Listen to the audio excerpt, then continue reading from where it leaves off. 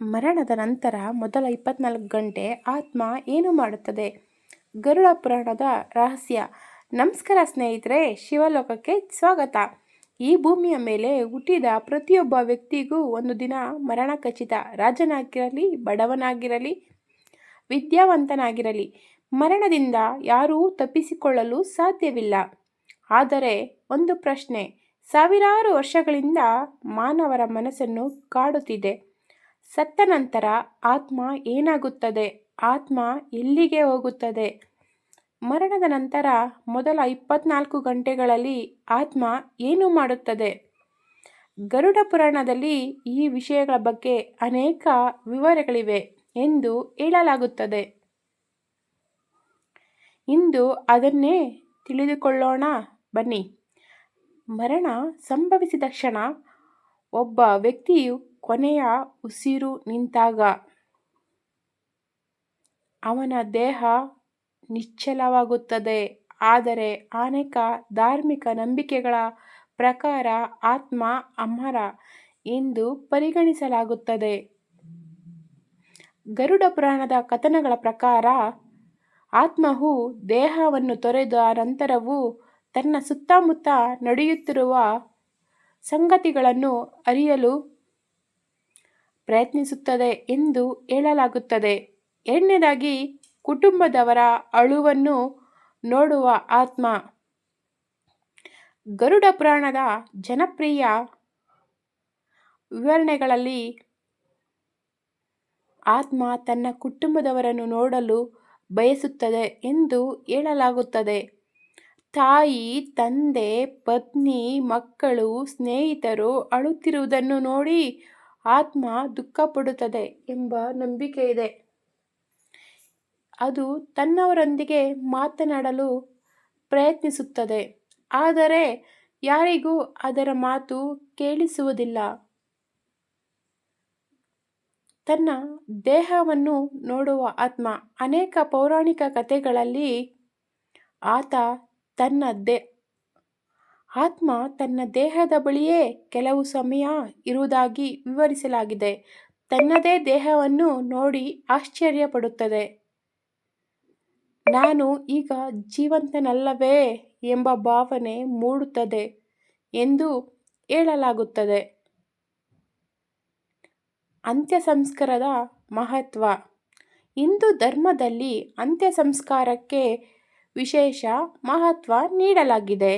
ಕುಟುಂಬದವರು ಮಾಡುವ ಪ್ರಾರ್ಥನೆಗಳು ಮತ್ತು ವಿಧಿವಿಧಾನಗಳು ಮೃತ ವ್ಯಕ್ತಿಯ ಮೇಲಿನ ಗೌರವದ ಸಂಕೇತವೆಂದು ಪರಿಗಣಿಸಲಾಗುತ್ತದೆ.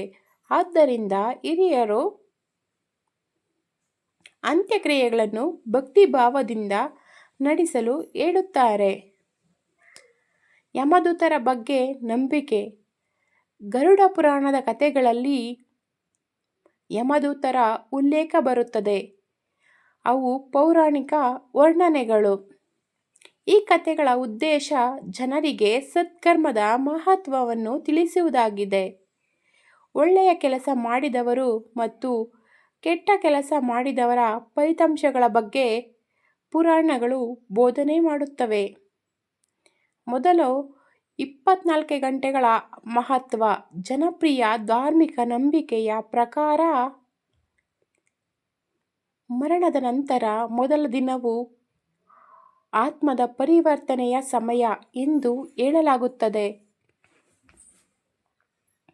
ಕುಟುಂಬದವರು ಮಾಡುವ ಪ್ರಾರ್ಥನೆಗಳು, ಸ್ಮರಣೆಗಳು ಮತ್ತು ಗೌರವ ಸಲ್ಲಿಕೆಗಳಿಗೆ ಈ ಸಮಯದಲ್ಲಿ ಹೆಚ್ಚಿನ ಮಹತ್ವ ನೀಡಲಾಗುತ್ತದೆ. ಒಂದು ಕಥೆ. ಒಂದು ಹಳ್ಳಿಯಲ್ಲಿ ಒಬ್ಬ ಧರ್ಮಾತ್ಮ, ಪುಣ್ಯಾತ್ಮ ವ್ಯಕ್ತಿ ವಾಸಿಸುತ್ತಿದ್ದ. ಅವನು ಯಾವಾಗಲೂ ಇತರರಿಗೆ ಸಹಾಯವನ್ನು ಮಾಡುತ್ತಿದ್ದ. ಬಡವರಿಗೆ ಅನ್ನವನ್ನು ನೀಡುತ್ತಿದ್ದ. ಯಾರಿಗೂ ಮೋಸ ಮಾಡುತ್ತಿರಲಿಲ್ಲ. ಅವನು ಮರಣ ಹೊಂದಿದಾಗ ಊರಿನ ಜನರೆಲ್ಲ ದುಃಖಪಟ್ಟರು. ಈ ಕಥೆಯ ಮೂಲಕ ಪುರಾಣಗಳು ಹೇಳುವ ಸಂದೇಶವೇನೆಂದರೆ, ಮಾನವನನ್ನು ನೆನಪಿಡುವುದು ಅವನ ಸಂಪತ್ತನ್ನು ಅಲ್ಲ, ಅವನು ಒಳ್ಳೆಯತನವನ್ನು. ಮರಣ ನಮಗೆ ಕಲಿಸುವ ಪಾಠ. ಮರಣದ ಬಗ್ಗೆ ಇರುವ ಪೌರಾಣಿಕ ಕಥೆಗಳು ಭಯ ಹುಟ್ಟಿಸಲು ಅಲ್ಲ, ಜೀವನದ ಮೌಲ್ಯವನ್ನು ತಿಳಿಸಲು. ನಾವು ಎಷ್ಟು ಹಣ ಗಳಿಸಿದ್ದೇವೆ ಎನ್ನುವುದಕ್ಕಿಂತ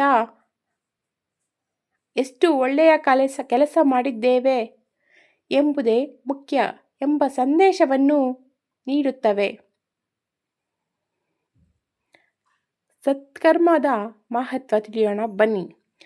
ಗರುಡ ಪುರಾಣ ಸೇರಿದಂತೆ ಅನೇಕ ಧಾರ್ಮಿಕ ಗ್ರಂಥಗಳು ಒಂದೇ ವಿಷಯವನ್ನು ಹೇಳುತ್ತವೆ. ಸತ್ಯವನ್ನು ಮಾತನಾಡಿ, ಹಿರಿಯರನ್ನು ಗೌರವಿಸಿ, ಬಡವರಿಗೆ ಸಹಾಯ ಮಾಡಿ, ದೇವರನ್ನು ಸ್ಮರಿಸಿ, ಕೆಟ್ಟ ಕೆಲಸಗಳಿಂದ ದೂರವಿರಿ. ಕೊನೆಯ ಸಂದೇಶ ಸ್ನೇಹಿತರೆ, ಮರಣವು ಜೀವನದ ಒಂದು ಭಾಗ, ಆದರೆ ಅದರ ಬಗ್ಗೆ ಇರುವ ಪುರಾಣ ಕಥೆಗಳ ಮುಖ್ಯ ಉದ್ದೇಶ ಭಯವಲ್ಲ, ಒಳ್ಳೆಯ ಜೀವನ ನಡೆಸುವ ಪ್ರೇರಣೆ. ನಮ್ಮ ಜೀವನವನ್ನು ಅರ್ಥಪೂರ್ಣವಾಗಿಸೋಣ, ಇತರರಿಗೆ ಸಹಾಯ ಮಾಡೋಣ, ಪ್ರೀತಿ, ಕರುಣೆ ಮತ್ತು ಸತ್ಯದ ಮಾರ್ಗದಲ್ಲಿ ನಡೆಯೋಣ. ಒಂದು ದಿನ ಎಲ್ಲರೂ ಈ ಲೋಕವನ್ನು ತ್ಯಜಿಸಲೇಬೇಕು, ಆದರೆ ನಾವು ಮಾಡಿದ ಒಳ್ಳೆಯ ಕೆಲಸಗಳು ಜನರ ಹೃದಯದಲ್ಲಿ ಸದಾ ಉಳಿಯುತ್ತದೆ. ಈ ವಿಡಿಯೋ ಇಷ್ಟ ಆದರೆ ಸಬ್ಸ್ಕ್ರೈಬ್ ಮಾಡೋದನ್ನು ಮರಿಬೇಡಿ.